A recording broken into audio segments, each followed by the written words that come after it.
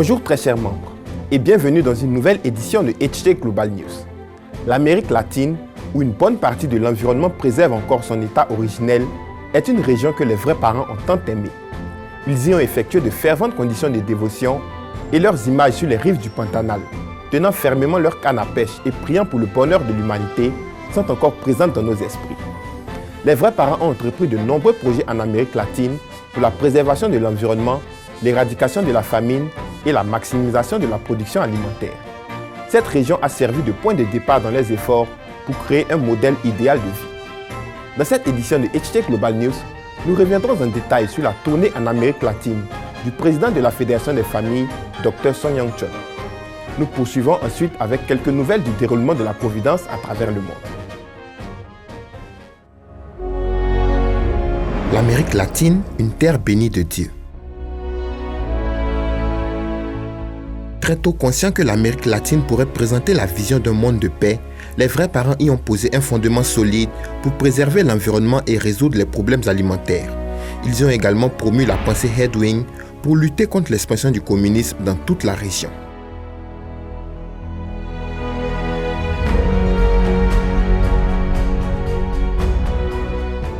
이 남미의 33개국이 하늘 부모님을 모시는 참 부모를 모시는 신 아메리카가 된다면 모든 33개국은 형제 나라로서 부모님이 사랑으로 품어라 하게 될 때 품을 것입니다. 그 길을 향해서 여러분들이 첫 발을 내디뎠습니다. 여러분들이 있어서 나는 남미에 대한 가능성을 보고 있습니다. Le projet du Pantanal, que les vrais parents ont entrepris en Amérique du Sud en 1995, couvrait plusieurs pays, notamment le Brésil, le Paraguay, l'Uruguay ou encore l'Argentine.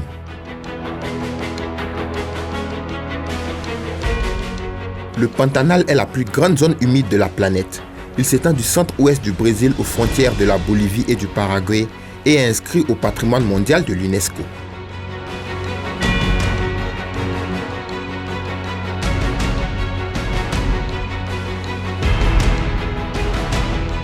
Sur une terre aride et vierge où personne ne vivait, où la température pouvait aller jusqu'à 40 degrés Celsius, où il fallait lutter contre des essaims de moustiques, où il n'y avait aucune infrastructure de base telle que des installations d'approvisionnement en eau, plusieurs missionnaires ont été envoyés en Amérique du Sud sur instruction des vrais parents afin de débuter pour de vrai le projet du Pantanal.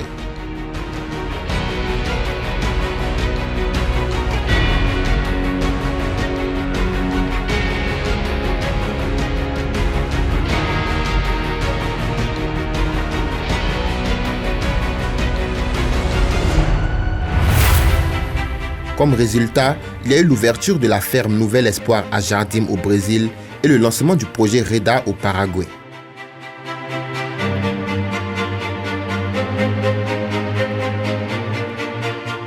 Des bâtiments ont ainsi été construits dans des champs isolés et des salles de classe pour enfants ont été construites près de bâtiments abandonnés. Les efforts pour établir un modèle idéal de vie et assurer l'autosuffisance alimentaire ont véritablement débuté avec l'élevage de vaches et de porcs et l'ouverture de fermes piscicoles.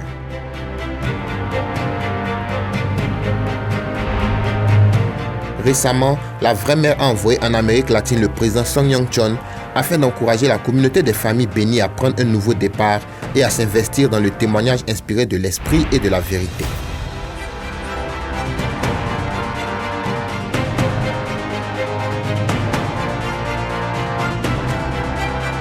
La tournée a débuté au centre de formation de la ferme Nouvel Espoir à Jardim, où les vrais parents ont offert de nombreuses conditions de dévotion. C'était une occasion précieuse de ressentir leur cœur. Lors de la visite de la ferme, Dr Song a fait part de ses attentes, souhaitant notamment que le rêve de proclamer le parent céleste au monde entier soit aussi grand que l'immense manguier planté par les vrais parents il y a 20 ans.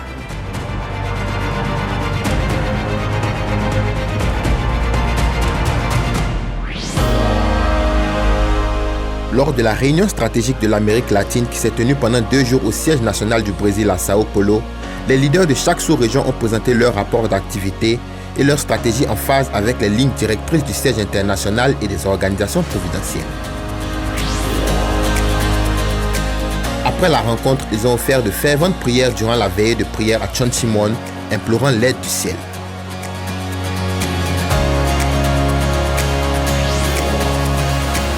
Dr Song a également partagé un déjeuner avec des VIP qui soutiennent activement les activités de la FPU, les exhortant à poursuivre leurs actions en faveur du mouvement pour la paix.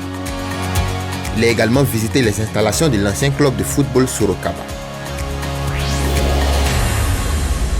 Le dimanche 2 juillet à Sao Paulo, c'est une église pleine à craquer qui a accueilli le président Song Yong-chon pour un culte intitulé l'Amérique du Sud et la vision 2027. Son sermon était une occasion pour tous de recevoir l'amour et la grâce de la vraie mère.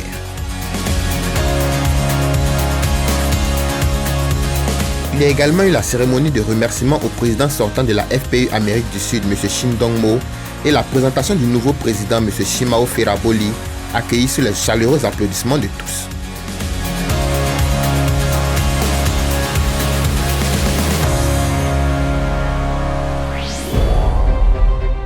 Dans l'après-midi, Matsuda Koji, président d'AEOSP International, a présidé l'Assemblée générale d'AEOSP Amérique du Sud, durant laquelle il a transmis l'immense amour de la vraie mère pour les futures générations. Tous les participants se sont engagés à apporter de l'espoir dans la région. Après cette rencontre passionnante avec des jeunes déterminés, l'équipe de Dr Song s'est rendue à San José, au Costa Rica.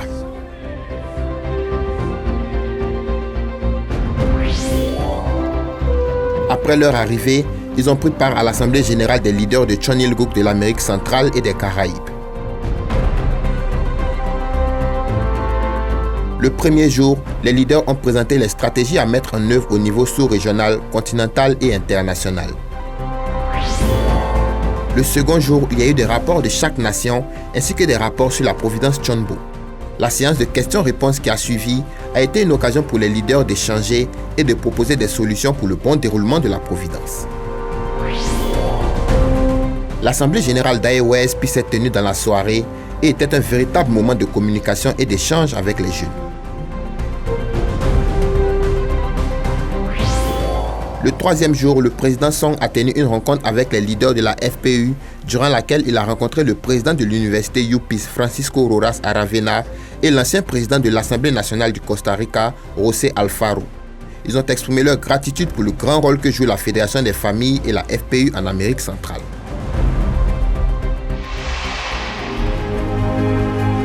À travers cette tournée en Amérique latine, le président Song a pu constater les progrès réalisés par des missionnaires qui, suivant uniquement les paroles des vrais parents, se sont investis corps et âme dans des pays où ils n'avaient jamais mis les pieds auparavant. Il a également pu se rendre compte de la passion des jeunes et des leaders d'AEOSP, ainsi que des incroyables résultats des leaders qui n'ont cessé d'avancer malgré les risques d'instabilité politique et d'insécurité sociale. Cette tournée a été une occasion pour chacun de réaffirmer sa détermination à fournir les efforts nécessaires pour le développement de l'Église et la restauration nationale. Il s'agira de travailler avec passion et dévouement afin que les efforts de tous portent des fruits. 북미가 마음이라면 이 남미는 몸의 위치였습니다.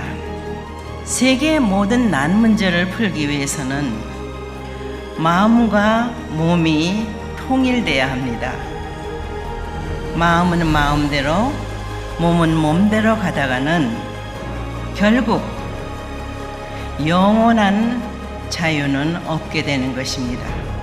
우리는 본래 주인이신 창조주 하나님이 세운 이 아름다운 지구를 지켜야 하며 살려야 합니다. 이 남북미가 전체 지구를 볼 때에 등뼈와 같은 위치에서 참 부모님과 하나 되어 세계를 향해 인류를 향해 희망을 주고 그 생명을 지키는 데 있어서 이 아마존 지역을 우리가 보존해야 할 것입니다. 그래서 나는 HJ 매그놀리아 재단을 만들어 세계를 품고 살리고 먹일 수 있는 그러한 남북미로 만들고 싶습니다.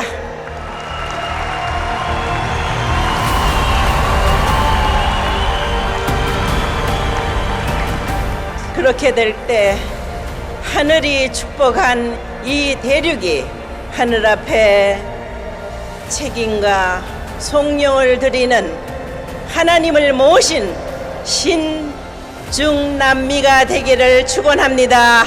감사합니다. La tournée du président Song en Amérique latine s'est achevée avec le sentiment qu'il reste beaucoup à faire et l'espoir que les graines de l'amour vrai et de la dévotion totale envers Dieu semées par les vrais parents pousseront rapidement et porteront les fruits d'une récolte abondante. Elle a permis de raviver la flamme des premiers jours chez tous les membres.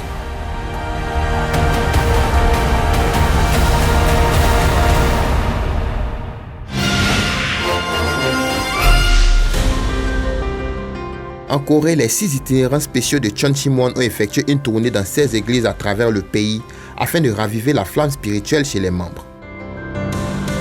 Plusieurs membres ont partagé des témoignages touchants, déclarant notamment que la prière et la libération des ancêtres leur ont permis de se débarrasser des mauvaises pensées, de l'anxiété et des soucis. Certains ont dit avoir ressenti la présence d'anges et d'autres ont même fait l'expérience de l'amour et de la grâce des vrais parents. Les itinérants spéciaux de Chonsimwon entendent poursuivre leur tournée afin de partager les œuvres spirituelles et la grâce de Chonsimwon.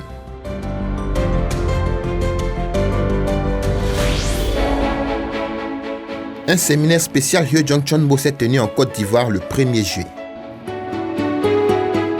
Ce fut un moment précieux durant lequel les familles bénies ont hérité de la grâce et de la fortune céleste de Dieu et des vrais parents à travers la séance de Chanyang, les cérémonies de libération et de bénédiction des ancêtres, l'offrande Hyojong, de ferventes prières ou encore de sincères conversations avec les ancêtres.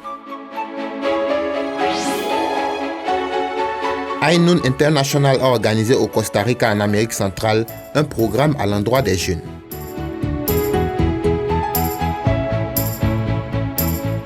À travers ce programme de 2 jours, les participants ont pu se libérer de leur vie remplie d'ombre et se sont sentis prêts à recevoir la bénédiction et à construire des familles bénies rayonnantes. C'était également une occasion d'établir des liens profonds avec le parent céleste.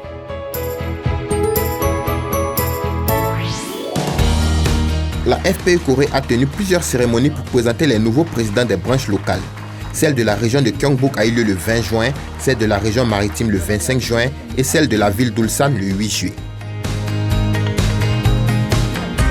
Les nouveaux présidents des branches locales ont pris la ferme résolution d'impliquer davantage les leaders d'opinion publique et d'établir un conseil national d'1 million de personnes pour la préparation de l'unification dans le cadre de la réalisation de la vision d'une Corée céleste unifiée. Ils ont également partagé leur vision, leur plan d'action et la nouvelle orientation qu'ils donneront aux activités de la FPU dans leurs régions respectives. La conférence du leadership chrétien en Asie-Pacifique PCLC a tenu sa 13e conférence en ligne. L'événement avait pour thème « À la rencontre de Dieu notre parent aimant ». Près de 500 personnes de 24 pays d'Asie-Pacifique y ont participé. Le programme comprenait le discours de bienvenue du président régional de l'Asie-Pacifique Ori Masaichi et des conférences de Dr Robert Kittle et du pasteur Lokaya, président du Conseil national des églises du Népal. C'était un moment précieux de réflexion, de prière et d'échange, ainsi qu'une occasion unique d'apprendre des uns et des autres. Aux États-Unis, des dirigeants de WCLC, DCLC et d'AOSP ont organisé un banquet au cours duquel ils ont partagé devant une trentaine de sponsors la vision de la marche de la paix qui a eu lieu à New York en mai dernier. Le programme s'est articulé autour du thème « Cadre stratégique interconfessionnel de paix, d'unité et de réconciliation ».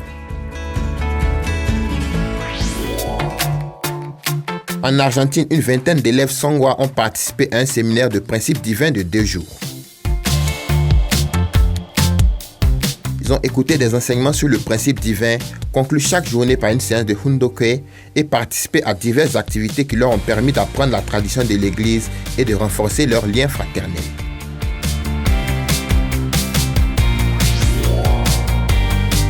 Aux Philippines, le Festival de l'amour pur 2023 s'est tenu sous le thème « Le printemps de la vie, s'épanouir avec le cœur Hyojong ».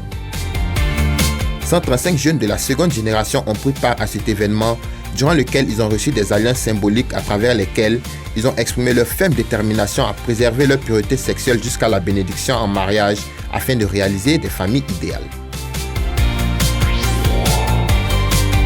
Au Cambodge, AEYSP, en collaboration avec la Fédération des familles, a organisé le séminaire Happy Day. Le programme comprenait diverses activités ludiques dont le but était d'aider les jeunes à trouver le but de leur vie et à devenir de véritables enfants du Parent Céleste. À l'issue du programme, les participants sont repartis satisfaits et déterminés à prendre part au prochain séminaire.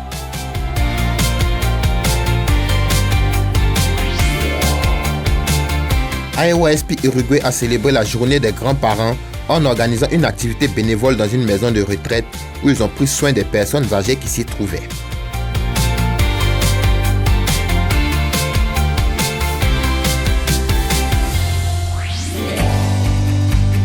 En Corée, le leader national Song Hwang-sok a tenu une conférence spéciale sur le mouvement de l'unification à laquelle ont assisté les cadets de Universal Peace Academy UPA. C'était une occasion pour les cadets de découvrir à nouveau les œuvres des vrais parents pour la paix et de partager leurs visions et les défis à relever à l'avenir.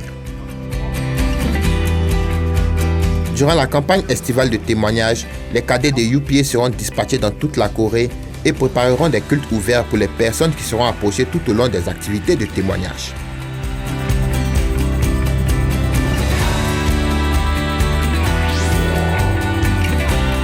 Le révérend Song Hwang-sok, leader national de la Corée, a poursuivi sa tournée nationale en visitant la région d'Incheon et la province de Gyeonggi-Sud. Le président Song a témoigné des nombreuses œuvres des vrais parents en faveur de la paix mondiale et a exhorté tous les membres à redoubler d'efforts pour ouvrir les portes de l'ère de l'unification de la Corée et tripler le bonheur de la victoire.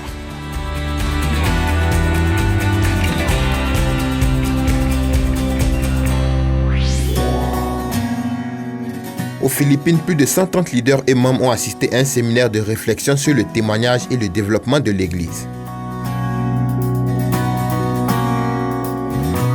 Le programme comprenait des présentations et des rapports sur les activités de témoignage et un accent particulier a été mis sur les conditions de prière à Chonsimon. C'était une occasion pour tous les participants de prendre la ferme résolution de donner le meilleur pour atteindre leur but.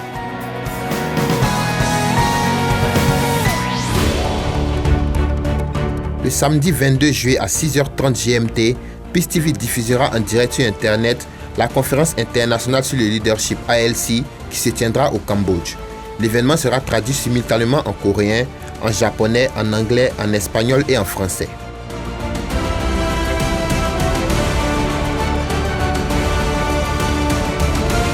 Nous vous espérons nombreux à le suivre en direct. Il y a un dicton dans les Écritures juives selon lequel les gagnants calculent en courant, tandis que les perdants sont occupés à calculer avant même de commencer à courir. Cela nous enseigne que l'importance que nous accordons à l'action détermine les victoires et les défaites. Dans le livre 8 des Saintes Écritures de Chon Sung-kyung sur la vie de foi et la mise en pratique, le vrai Père parle de l'importance de la foi et souligne que la foi seule ne suffit pas, mais qu'elle doit être toujours accompagnée d'action. Ainsi, c'est en accompagnant notre foi d'actions concrètes que nous pourrons voir des miracles se produire. C'est sur ces paroles que se referme cette édition de HT Global News. Merci de nous avoir suivis et que Dieu vous bénisse.